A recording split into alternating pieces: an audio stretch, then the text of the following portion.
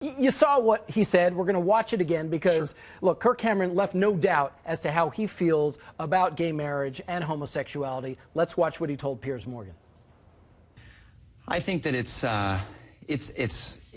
unnatural. I think that it's detrimental and ultimately destructive to so many of the foundations of civilization.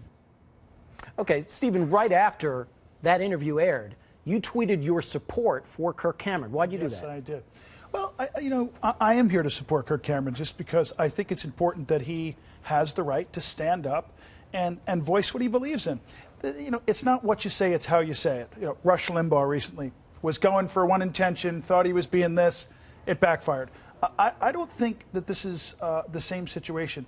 Let's be honest, AJ. Let's be honest about one thing. Let's be honest. He answered a question. He answered a question very straightforward. When you say you're born again and Christian in Hollywood, there's things that are going to come against you. Of course. No matter what you do. Of course, but let's be clear about something that you just said, because I want to make sure I'm not misinterpreting you. Sure. You said it's how you say it. Right. He couldn't have said it any more plainly. He answered a question about exactly how he feels about gay marriage and homosexuality. Correct. When Kirk Cameron said, and ultimately the civilization, what he means is, according to the Christian faith, the nuclear family is the origin of what this country was founded upon. I think he was... Okay. I think it's subject to interpretation. But you understand what I'm saying? I hear what you're saying. So there is marriage between a man and a woman, and a mother and a father, and children, and all. Okay. That's obviously changing. Let's hear from George, because George, going to Stephen's point, Kirk Cameron said that homosexuality and gay marriage are detrimental, unnatural, ultimately destructive to the foundations of civilization. Putting aside what Stephen thinks he may have intended to say, based on what we heard him say, if Kirk Cameron were sitting here right now, what would you say to him? Well, both Kirk Cameron and for Stephen, I respect your right to your opinions. Sure. But we have to remember, yours is a faith-based opinion. Correct. And what we're talking about is civil law, apart from your faith. And you have to recognize that if you want respect from us for your faith, that respect has to be mutual. Sure. And there are many faiths in this society that we live in. Absolutely.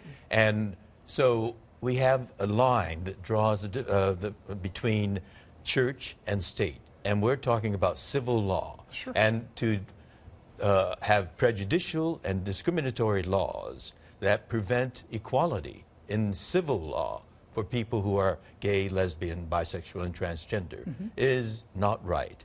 In the same way that, when this nation was founded, there was no role for women in the institutions of American society. Women couldn't vote. They couldn't vote. They had to struggle for it. And it's that kind of struggle that the GLBT community is going through now for equality in the civil arena, some of the people I've worked with 25 years, I love them, dearest in the world, live a gay lifestyle.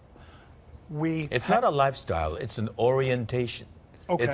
It's like, a surfer lifestyle. No, it isn't that. It is an inborn orientation. Okay, an inborn. Yes. So when Cynthia Nixon said it's a choice, where's everybody asking her about what she means by that, and is that right or wrong, or can somebody help me with that? Well, I haven't had a discussion with her, but this is very personal. Well, what's interesting is Kirk Cameron says this thing, and the media goes nuts. Here, but let me reel it back. It's a little unbalanced. No, let me reel it back. It's not, and I actually think, and this may sound strange, it's almost a good thing that Kirk said what he said, because I'm watching the backlash today. Sure. And the backlash that's been going on since he said that, and basically the amount of backlash is only reinforcing what an archaic way of thinking it is, and how, to George's point, people who have thought this way in the past have always fallen on the wrong side of history.